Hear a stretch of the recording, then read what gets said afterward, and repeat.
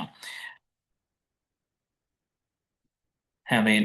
സഭയ്ക്ക് ഉണ്ടായിരിക്കേണ്ട അടിസ്ഥാന ഗുണങ്ങളിൽ അതിപ്രധാനപ്പെട്ട നാലാമത്തെ ഗുണമാണ് സഭ കൂട്ടായ്മ ഉള്ള ഇടമായിരിക്കണം. തമ്മിൽ കൂട്ടായ്മ പങ്കിടുന്ന ഇടമായിരിക്കണം, അല്ലെങ്കിൽ ദൈവജനം തമ്മിൽ കൂട്ടായ്മ പങ്കിടുന്നവർ ആയിരിക്കണം. ഫെലോഷിപ്പ് എന്ന പദമാണ് അതിനുവേണ്ടി ഉപയോഗിച്ചിട്ടുള്ളത്, കൂട്ടായ്മ. ആ ഫെലോഷിപ്പ് എന്ന പദം ഉണ്ടായത് അല്ലെങ്കിൽ ദൈവവചനത്തിൽ പരിഭാഷ ചെയ്തിരിക്കുന്നത് കൊയിനോനിയ എന്ന ഗ്രീക്ക് വാക്കിൽ നിന്നാണ്. KOINONIA എന്ന് ഇംഗ്ലീഷിൽ എഴുതാൻ പറ്റുന്ന ഗ്രീക്ക് പദം കൊയിനോനിയ എന്ന പദത്തിൽ നിന്നാണ്. അതിന്റെ അർത്ഥം, കൊയിനോനിയ എന്ന പദത്തിന്റെ അർത്ഥം ഷെയറിംഗ് എന്നുള്ളതാണ്, പങ്കുവയ്ക്കൽ. അതാണ് കൊയിനോനിയ എന്നതുകൊണ്ട് ഉദ്ദേശിക്കുന്നത്, പങ്കിടൽ. നമുക്ക് ചില വാക്യങ്ങൾ അതുമായി ബന്ധപ്പെട്ട് ഒന്നാമതായിട്ട് ചിന്തിക്കാം. കൂട്ടായ്മയെ കാണിക്കുന്ന അതിന്റെ അർത്ഥത്തെ വ്യക്തമാക്കി തരുന്ന ചില വാക്യങ്ങൾ. ഒന്ന്, ലൂക്കോസ് വിശേഷം 5-ാം അധ്യായം 10-ാമത്തെ വാക്യം. ലൂക്കോസ് വിശേഷം 5-ാം അധ്യായം 10-ാമത്തെ വാക്യം. അവിടെ ഒരു മീൻപിടുത്തം ഉണ്ടായപ്പോൾ, മീൻപിടുത്തം നടത്തുന്ന വേളയിൽ ആ മീൻപിടുത്തക്കാർ അവരുടെ കൂട്ടാളികളെ കൂടെ വിളിച്ചു എന്ന പദമാണ് ഉപയോഗിച്ചിരിക്കുന്നത്. യാക്കോബും പത്രോസും അതുപോലെ അദ്ദേഹത്തിന്റെ സഹോദരനും മീൻപിടുത്തമുണ്ടായപ്പോൾ ഷിമോന്റെ കൂട്ടാളികളായ യാക്കോബ്, യോഹന്നാൻ എന്ന സബദി മക്കൾക്കും ഔവണ്ണം തന്നെ എന്ന പദം നമുക്ക് കാണുവാനായിട്ട് കഴിയുന്നു. കൂട്ടാളികൾ എന്ന പദം, പാർട്ട്നേഴ്സ്, പങ്കാളികൾ, പാർട്ട്നേഴ്സ് എന്ന പദം, അത് ബിസിനസ്സിലെ പാർട്ട്ണർഷിപ്പ് ആകാം, ജോലിയിലെ പാർട്ട്ണർഷിപ്പ് ആകാം. കൊയിനോനിയ എന്ന പദം ഉപയോഗിച്ചിരിക്കുന്ന ഒരു സാഹചര്യമാണ് നമ്മൾ കണ്ടത്. കൂട്ടാളികൾ എന്ന ആശയത്തിൽ ആ പദം ഉപയോഗിച്ചിരിക്കുന്നത് കാണുവാനായിട്ട് കഴിയുന്നു.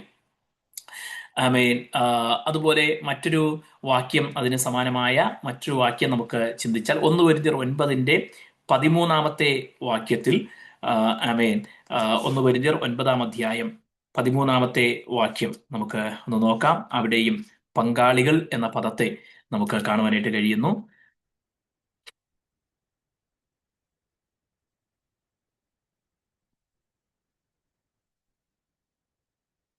ദൈവാലയ കർമ്മങ്ങൾ നടത്തുന്നവർ ദൈവാലയം കൊണ്ട് ഉപജീവിക്കുന്നു എന്നും യാഗപീഠത്തിങ്കൽ ശുശ്രൂഷ ചെയ്യുന്നവർ യാഗപീഠത്തിലെ വഴിപാടുകളിൽ ഓഹരിക്കാർ ആകുന്നു എന്നും നിങ്ങൾ അറിയുന്നില്ലയോ? യാഗപീഠത്തിലെ വഴിപാടുകളിൽ ഓഹരിക്കാർ എന്ന് പറഞ്ഞാൽ ആ വഴിപാടുകളിൽ യാഗപീഠം അർപ്പിക്കുന്നവർ, അതിൽ നിന്ന് അവർക്ക് ഓഹരി ലഭിക്കുന്നു എന്ന ആശയത്തിൽ ഓഹരിക്കാർ എന്ന പദം ഈ കൂട്ടായ്മയ്ക്ക് വേണ്ടി ഉപയോഗിച്ചിരിക്കുന്ന, കൂട്ടായ്മയിൽ സംഭവിക്കുന്ന ഒരു കാര്യത്തെക്കുറിച്ച് പറയാനായിട്ട് ഉപയോഗിക്കുകയാണ്. ഓഹരിക്കാർ എന്നുള്ള പദം, ഷെയർ ഹോൾഡേഴ്സ്, ഷെയറേഴ്സ് എന്ന ആശയത്തിൽ അത് ഉപയോഗിച്ചിരിക്കുന്നത് നമുക്ക് കാണുവാനായിട്ട് കഴിയുന്നു. ഫിലിപ്പിയ ലേഖനം 1-ാം അധ്യായം 7-ാമത്തെ വാക്യം മറ്റൊരു വാക്യമാണ്. ഈ കൂട്ടായ്മ എന്ന പദത്തെ കാണിക്കുന്ന മറ്റൊരു വാക്യമാണ്. 1-ാം അധ്യായം 7-ാമത്തെ വാക്യം, കൃപയിൽ എനിക്ക് കൂട്ടാളികളായ നിങ്ങളെയൊക്കെയും. കൃപയിൽ കൂട്ടാളികൾ, അല്ലെങ്കിൽ രക്ഷയിൽ ദൈവത്തിന്റെ കൃപ ദൈവം പങ്കിട്ടപ്പോൾ അതിൽ പങ്കുചേർന്നവർ എന്ന ആശയത്തിൽ, കൂട്ടാളികൾ എന്ന ആശയത്തിൽ. അപ്പോൾ പാർട്ട്നേഴ്സ്, ഷെയർ ഹോൾഡേഴ്സ് എന്നിങ്ങനെയുള്ള ആശയങ്ങളിൽ, അതുപോലെ കൂടെ ഒരു വിഷയത്തെ തമ്മിൽ, അല്ലെങ്കിൽ ഒരു ദൈവകൃപയെ തമ്മിൽ പങ്കിടുന്നവർ എന്നൊക്കെയുള്ള ആശയത്തിൽ ഈ പദം, ഈ ആശയം ഉപയോഗിച്ചിരിക്കുന്നത് നമുക്ക് കാണുവാനായിട്ട് കഴിയുന്നു. ദൈവസഭ കൂട്ടായ്മ എന്ന് പറയുമ്പോൾ വളരെ പ്രാധാന്യത്തോടെ പങ്കിടേണ്ട കൂട്ടായ്മകൾ എന്തൊക്കെയാണ് എന്ന് നമ്മൾ ചിന്തിച്ചാൽ അതിൽ ഒന്നാമത്തേത് കർത്താവിന്റെ തിരുമേശ എന്ന് നമുക്ക് മനസ്സിലാക്കാനായിട്ട് കഴിയും. നമ്മൾ തമ്മിൽ പങ്കിടേണ്ട കൂട്ടായ്മയിൽ അതിപ്രാധാന്യമുള്ള ഒന്നാമത്തെ കാര്യം തിരുമേശയാണ്. 1 കൊരിന്ത്യർ ലേഖനം 10-ാം അധ്യായത്തിലേക്ക് നമുക്ക് വരാം. 1 Corinthians chapter 10 verses 16 and 17, 16-17 വാക്യങ്ങൾ. അവിടെ ഇങ്ങനെ കാണുന്നു: നാം അനുഗ്രഹിക്കുന്ന അനുഗ്രഹപാത്രം ക്രിസ്തുവിന്റെ രക്തത്തിന്റെ കൂട്ടായ്മ അല്ലയോ? കൂട്ടായ്മ, യേശുവിന്റെ രക്തത്തിന്റെ കൂട്ടായ്മ അല്ലയോ? നാം നുറുക്കുന്ന അപ്പം ക്രിസ്തുവിന്റെ ശരീരത്തിന്റെ കൂട്ടായ്മ അല്ലയോ?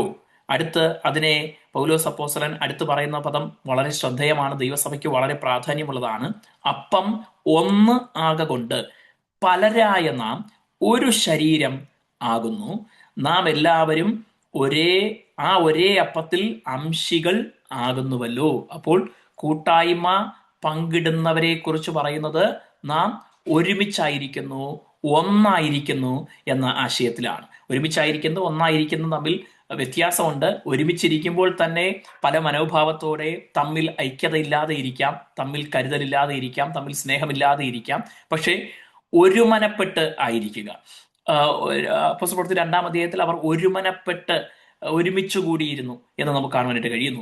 ഒരുമനപ്പെട്ട് ദൈവാലയത്തിൽ കൂടി വന്നു എന്ന് അപ്പോസ്തലപ്രവൃത്തികൾ നമുക്ക് കാണുവാനായിട്ട് കഴിയുന്നു. അപ്പോൾ അവര് ഹാർമണിയസ് ആയിട്ട്, മെന്റലി, തോട്ടിൽ, അവരുടെ ആശയത്തിലൊക്കെ ഹാർമണിയസ് ആയിട്ട് ഒരുമിച്ച് വരുന്നതിനെ, ഒരുമനപ്പെട്ടായിരിക്കുന്നതിനെയാണ് കൂട്ടായ്മ എന്ന് പറഞ്ഞിരിക്കുന്നത്. അതിന്റെ അർത്ഥം നമുക്ക് ഓരോരുത്തർക്കും ചില കാര്യങ്ങളിൽ വ്യത്യസ്തമായ വിവിധമായ അഭിപ്രായങ്ങൾ ഇല്ല എന്ന് അല്ല. എന്നാൽ പൊതുവിൽ ഗുണകരമായി തീരുന്ന, എല്ലാവരുടെയും നന്മയ്ക്ക് കാരണമായി തീരുമെന്നുള്ള ഒരു അഭിപ്രായത്തിൽ എല്ലാവരും ചേർന്ന് നിന്ന്, ഒരുമിച്ച് നിന്ന് മുന്നോട്ട് പോകുന്നതിനെയാണ് കൂട്ടായ്മ എന്ന ആശയം പങ്കുവയ്ക്കുന്നത്. അപ്പോൾ കർത്താവിന്റെ മേശ നമ്മുടെ കൂട്ടായ്മയെ കാണിക്കുന്ന, അല്ലെങ്കിൽ കൂട്ടായ്മയിലെ അതിപ്രാധാന്യമുള്ള, ദൈവസഭയുടെ ഏറ്റവും പ്രാധാന്യമുള്ള വിഷയങ്ങളിൽ ഒന്നാണ്. ദൈവസഭയുടെ കൂട്ടായ്മയിൽ, കർത്തൃമേശയിൽ പങ്കുചേരുമ്പോൾ തമ്മിൽ നിരപ്പ് പ്രാപിക്കണം. എന്തെങ്കിലും വിഷയത്തിൽ വേദനയുണ്ടെങ്കിൽ, വിഷമമുണ്ടെങ്കിൽ, ആരോടെങ്കിലും വല്ല പ്രയാസം ഉണ്ടെങ്കിൽ അതെല്ലാം വിട്ടുകളഞ്ഞിട്ട് വേണം, അതെല്ലാം ഉപേക്ഷിച്ച് അവരുമായി നിരപ്പ് പ്രാപിക്കണമെന്ന് പറയുന്നതിൻ്റെ ഒരു പ്രധാന കാര്യം ഇതാണ്. ഈ തിരുമേശ കാണിക്കുന്നത് തന്നെ പലരായ നാം ക്രിസ്തുവിൽ ഒരു ശരീരമാണ് എന്ന കാര്യമാണ്. അപ്പോൾ പല മനോഭാവങ്ങളിൽ പലരുമായിട്ടും പല വിഷമങ്ങളൊക്കെ ഇരുന്ന് പിണങ്ങിയിരുന്ന്, അകന്നിരുന്ന്,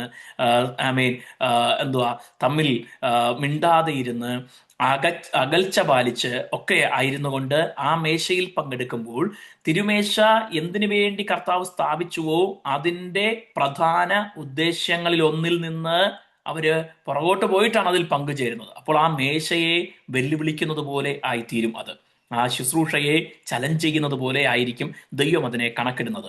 അതുകൊണ്ടാണ് ആ കൂട്ടായ്മയിൽ പങ്കുചേരുമ്പോൾ ആവർത്തിച്ച് പറയുന്നത്, ദൈവത്തിന്റെ സന്നിധിയിൽ നിഷ്കളങ്ക മനസാക്ഷിയോടെ, ദൈവത്തോടും മനുഷ്യരോടും നല്ല മനസാക്ഷിയോടുകൂടെ കർത്താവിന്റെ മേശയിൽ പങ്കുചേരണമെന്ന് ആവർത്തിച്ചോർപ്പിക്കുന്നതിന്റെ കാരണം ഈ കൂട്ടായ്മ ആണ് ഈ തിരുമേശ കൊണ്ട് ഉദ്ദേശിക്കുന്ന പ്രധാന കാര്യങ്ങളിൽ ഒന്ന് എന്നുള്ളത് കൊണ്ടാണ്. ഹല്ലേലൂയ. നമുക്ക് അതിന്റെ ആത്മീയ ആശയത്തെ കൂടെ ഉൾക്കൊള്ളാം, ആത്മീയ കാര്യത്തെ കുറിച്ചുകൂടെ. ഞാൻ പ്രായോഗിക കാര്യമാണ് പറഞ്ഞത്. എല്ലാവരും ഒരു മനസ്സോടെ നിരപ്പ് പ്രാപിച്ചും സ്നേഹമുള്ളവരായും അതിൽ പങ്കുചേരണമെന്ന്. എന്നാൽ പലരായ നാം ക്രിസ്തുവിൽ ഒരു ശരീരമായി തീരേണ്ടതിന്, ഈ കൂട്ടായ്മ ഉണ്ടാകേണ്ടതിന് യേശു നമുക്ക് വേണ്ടി തകർന്നു എന്നുള്ള സന്ദേശമാണ് അതിനകത്ത് നമുക്ക് ലഭിക്കുന്ന ഒരു പ്രധാന കാര്യം. ഹല്ലേലൂയ. യേശു നമുക്കായി യാഗമായി തീർന്നു. എന്തിനാ? പലരായ നമ്മെ ഒരു ശരീരം ഒന്നാക്കി തീർക്കുവാനായിട്ട്. കർത്താവിനെ ഒന്നാക്കി തീർക്കാൻ കഴിയാത്ത യാതൊരു കാര്യങ്ങളുമില്ല. സ്വർഗത്തിലും ഭൂമിയിലും ഉള്ളതൊക്കെയും തന്നിൽ നിരപ്പിച്ചൊന്നാക്കി തീർക്കുക എന്ന വലിയ ദൗത്യമാണ് കർത്താവ് കാൽവരി ക്രൂശിൽ നിർവഹിച്ചത് എന്ന് പൗലോസ് അപ്പോസ്തലൻ വീണ്ടും രേഖപ്പെടുത്തിയിരിക്കുന്നു, നമുക്ക് കാണുവാനായിട്ട് കഴിയുന്നുണ്ട്. ആ സ്വർഗത്തിലും ഭൂമിയിലുമുള്ളതിനെ ഒന്നാക്കി തീർക്ക എന്ന ദൈവത്തിന്റെ സമ്പൂർണത, കാലസമ്പൂർണത കർത്താവ് നിർത്തിച്ചത് നമുക്ക് കാണുവാനായിട്ട് കഴിയുന്നു. നമ്മെ ഒന്നാക്കി തീർക്കേണ്ടതിന് പല കാര്യങ്ങൾ കൊണ്ട് നമ്മെ ഭിന്നിപ്പിക്കുന്ന പല ഘടകങ്ങൾ ഉണ്ടായിരിക്കും. നമ്മുടെ ആരുടെയും ജന്മനാ ഉള്ള ശീലങ്ങൾ ഒരുപോലെയല്ല, സ്വഭാവം ഒരുപോലെയല്ല, ഓരോരുത്തരുടെയും കഴിവുകൾ ഒരുപോലെയല്ല. ഇങ്ങനെ വ്യത്യസ്തങ്ങളായ ഒരുപാട് കാര്യങ്ങൾ നമ്മിലുണ്ട്. നമ്മുടെ രൂപം വ്യത്യാസമാണ്, നമുക്ക് കാഴ്ചപ്പാടുകൾ വ്യത്യാസമാണ്. പല വിഷയങ്ങളിലും നമുക്ക് അങ്ങനെയുള്ള നമ്മൾ വന്ന പശ്ചാത്തലം, പല ദേശങ്ങൾ ആയിരിക്കും, പല കൾച്ചറിലായിരിക്കും നമ്മൾ വളർന്നത്, പല വിശ്വാസങ്ങളിൽ ഒക്കെ ആയിരുന്നവരായിരിക്കും. പക്ഷേ ഇതിനെയെല്ലാം അപ്രസക്തമാക്കിക്കൊണ്ട് ക്രിസ്തുവിൽ ദൈവം നമ്മെ ഒന്നാക്കി തീർത്തിരിക്കുന്നു, ഒരുമിച്ചാക്കിയിരിക്കുന്നു എന്നുള്ള സന്ദേശമാണ് ഈ കൂട്ടായ്മയിലൂടെ, കർത്തൃമേശ എന്ന കൂട്ടായ്മയിലൂടെ, കർത്താവിന്റെ അത്താഴം എന്ന കൂട്ടായ്മയിലൂടെ ദൈവത്തിന്റെ ആത്മാവ് നമ്മെ പഠിപ്പിക്കുന്നത്, ദൈവവചനം നമ്മെ പഠിപ്പിക്കുന്നത്. നാം പലരായിരിക്കുമ്പോൾ തന്നെ ഒരു ശരീരമാണ്, ഒരു ശരീരത്തിന്റെ അവയവമാണ്, ക്രിസ്തുവിൽ നമ്മെ ഒന്നാക്കി തീർത്തിരിക്കുന്നു എന്ന സന്ദേശം. ഹല്ലേലൂയ. നമ്മുടെ ഇടയിൽ ഏതെങ്കിലും വിഷയങ്ങളെ ചൊല്ലി നമുക്ക് അഭിപ്രായ ഭിന്നതകൾ ഉണ്ടാകുമ്പോൾ അഭിപ്രായ സ്വാതന്ത്ര്യം ഉറപ്പായിട്ടുമുണ്ട്. എന്നാൽ അതിനപ്പുറത്ത് നാം ഒന്നാണ് എന്ന ഈ ചിന്ത മറന്നു കളയരുത്.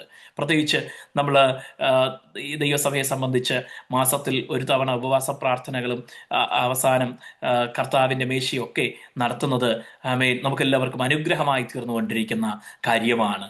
എന്നാൽ ആവർത്തിച്ച് ചെയ്യുമ്പോൾ അതിൻ്റെ ഗൗരവം നമുക്കൊരിക്കലും നഷ്ടപ്പെടരുത്. അതിൻ്റെ പ്രാധാന്യം ഒരിക്കലും നമ്മൾ മറന്നു പോകരുത്. ഇതെല്ലാ മാസവും നടക്കുന്നതാണ്, അതുകൊണ്ട് ഒരു സ്വാഭാവിക കാര്യം എന്ന രീതിക്ക് അതിനെ കാണരുത്. അതിൻ്റെ ആശയത്തെ അങ്ങനെ ചിന്തിക്കരുത്. പകരം ഓരോ തവണയും നമുക്കൊരു അവസരം കൂടെ ദൈവം തരികയാണ്. എന്തിനാ? ഞാൻ കർത്താവിൻ്റെ കൂട്ടായ്മയിൽ, ഈ യേശുവിൻ്റെ രക്തത്തിൻ്റെയും യേശുവിൻ്റെ മാംസത്തിൻ്റെയും കൂട്ടായ്മയിൽ ഞാൻ പങ്കുചേരുമ്പോൾ ആ കൂട്ടായ്മ കൊണ്ട് അർത്ഥമാക്കുന്നത് പലരായിരുന്നവരെ ഒരുമിപ്പിച്ച് ചേർക്കുവാൻ വേണ്ടിയാണ്. അപ്പം ക്രിസ്തുവിനെ പ്രതിദാനം ചെയ്യുന്നു. ആ ക്രിസ്തു ഒന്നായിരിക്കുന്നത് പോലെ നാം നാം ക്രിസ്തുവിൽ ഒന്നായിരിക്കുന്നു എന്ന ആ ആശയം കൂടെയാണ് ഈ തിരുമേശയിലൂടെ പരിശുദ്ധാത്മാവ് ആവർത്തിച്ച് നമ്മെ ഓർമ്മിപ്പിക്കുന്നത്. ഒരു തവണ കൂടെ പരിശുദ്ധാത്മാവ് ഓർമ്മിപ്പിക്കുകയാണ്, നിങ്ങൾ പലരല്ല, നിങ്ങൾ പല പശ്ചാത്തലത്തിലുള്ളവരാണ്, പല സ്വഭാവങ്ങളുണ്ട്, പല കാര്യങ്ങളിൽ പല അഭിപ്രായങ്ങളുണ്ട്. പക്ഷേ ഇതെല്ലാം ഉണ്ടായിരിക്കുമ്പോൾ തന്നെ അതെല്ലാം മറന്നും അതിനെ മറികടന്നും നിങ്ങൾ ഒന്നായിരിക്കണം, ക്രിസ്തുവിൽ ഒരു ശരീരമായിരിക്കണം എന്ന സന്ദേശം കർത്താവിൻ്റെ മേശ ഓരോ തവണയും നമ്മെ ഓർമ്മിപ്പിച്ച് ഉണർത്തുകയാണ്. ഹല്ലേലൂയ. നമ്മുടെ പലപ്പോഴും നമ്മുടെ പ്രവൃത്തികളോ വാക്കുകളോ ചിന്തകളോ ഇടപെടലുകളോ തെറ്റിദ്ധാരണകളോ ഒക്കെ ഈ ഐക്യതയെ അല്ലെങ്കിൽ ഈ ഒന്നാണ് എന്ന ചിന്തയെ അലോസരപ്പെടുത്തുന്ന വിധത്തിൽ, ബുദ്ധിമുട്ടിക്കുന്ന വിധത്തിൽ, അതിന് പ്രയാസമുണ്ടാക്കുന്ന വിധത്തിൽ പ്രകടമാകാറുണ്ട്, നമ്മുടെ ഇടയിൽ ഉണ്ടാകാറുണ്ട്. നമുക്ക് ഓരോരുത്തർക്കും അതിനെ ജയിക്കാനുള്ള ഒരു കൃപയ്ക്കായിട്ട് പ്രാർത്ഥിക്കുകയും അതിനുള്ള ഇനിഷ്യേറ്റീവ് നമുക്ക് ഓരോരുത്തർക്കും എടുക്കുകയും ചെയ്യാം. വിഷയങ്ങളിൽ അഭിപ്രായ ഭിന്നതകൾ ഉണ്ടായാൽ അതിനെ ചൊല്ലി അകന്നിരിക്കുകയല്ല, അതിനെ പരിഹരിക്കാനും അതിൽ നിന്ന് പൊതുവായ ഉചിതമായ തീരുമാനം കൈക്കൊണ്ട് ഒരുമിച്ച് മുന്നോട്ട് പോകുവാനുമുള്ള ആലോചനയാണ് ഈ തിരുമേശയുടെ കൂട്ടായ്മയിലൂടെ പരിശുദ്ധാത്മാവ് നമ്മെ ഓർമ്മിപ്പിച്ച് ഉണർത്തുന്നത്. യേശുവിന് ശിഷ്യന്മാരെ നോക്കിയ കർത്താവ് ആദ്യമായി തിരുമേശ പങ്കിടുമ്പോൾ തൻ്റെ അവസാന പെസഹ കഴിച്ച അനന്തരം മാറ്റിവെക്കാറുണ്ടായിരുന്ന ആ അപ്പം എടുത്ത് കർത്താവ് നുറുക്കിയിട്ടാണ് ഇത് നിങ്ങൾക്കായി നുറുങ്ങുവാനുള്ള എൻ്റെ ശരീരമെന്ന് പറഞ്ഞത്. ആ പെസഹയ്ക്ക് ശേഷം സാധാരണ യഹൂദന്മാർ ഒരു പാനപാത്രം മാറ്റിവെക്കാറുണ്ട്. ആ മാറ്റിവെക്കുന്ന പാനപാത്രം പെസഹ കഴിഞ്ഞിട്ട് കർത്താവ് എടുത്തിട്ടാണ് പറയുന്നത്, ഇത് നിങ്ങൾക്കായി ചൊരിയുവാനിരിക്കുന്ന എൻ്റെ പുതിയ നിയമത്തിനായുള്ള രക്തം എന്ന് പറയുന്നത്. അവിടെ ഇരിക്കുമ്പോൾ യേശുവിൻ്റെ ശിഷ്യന്മാരെ ഒന്ന് നോക്കിയേ. അതിനകത്ത് നിന്ന് പെസഹ കഴിഞ്ഞതിന് ശേഷം തിരുമേശ, കർത്താവ് ആദ്യത്തെ മേശ ചെയ്യുന്നതിന് മുൻപ് ഒരുവൻ അവിടെ നിന്ന് വിട്ടുപോയി. അതാരാ? യൂദ അവിടെ നിന്ന് വിട്ടുപോയി. യൂദ വിട്ടുപോയതിനു ശേഷമാണ് കർത്താവ് ഈ അപ്പം എടുത്ത് നുറുക്കുന്നതും ഈ പാനപാത്രം പങ്കിട്ട് കൊടുക്കുന്നതും വാഴ്ത്തി പങ്കിട്ട് കൊടുക്കുന്നതും. മറ്റെല്ലാവരെയും നോക്കിയേ, അവർക്കും വ്യത്യസ്തമായ അഭിപ്രായങ്ങളുണ്ട്. അവരുടെ ഇടയിൽ എരിവുകാരനായ ശീമോനുണ്ട്, എടുത്തുചാട്ടക്കാരനായ പത്രോസ് ഉണ്ട്, തീ ഇറക്കി ഇപ്പൊ കത്തിച്ചു കളയണമെന്ന് ഒരിക്കൽ പറഞ്ഞ യാക്കോബും യോഹന്നാനും ഉണ്ട്. ഇങ്ങനെ പല സ്വഭാവക്കാർ അവരുടെ ഇടയിലുണ്ട്. യൂദ അല്ലാത്തൊരു യൂദ അതിനകത്തുണ്ട്. ഇവരെല്ലാം പല പശ്ചാത്തലത്തിൽ നിന്നുള്ളവരാണ്. ചുങ്കം പിരിച്ചുകൊണ്ടിരുന്ന മത്തായി അതിനകത്തുണ്ട്. ഇങ്ങനെ പല പശ്ചാത്തലത്തിൽ പല ഭാഗത്തു നിന്നുള്ള ഇവരൊരുമിച്ച് ചേർന്നാണ് കർത്താവരോട് പറയുകയാണ്, നിങ്ങൾ പലരല്ല, എന്നിൽ ഒന്നാണ് എന്ന് കർത്താവ് അവർക്ക് ബോധ്യം കൊടുക്കുകയാണ്. ഹല്ലേലൂയ.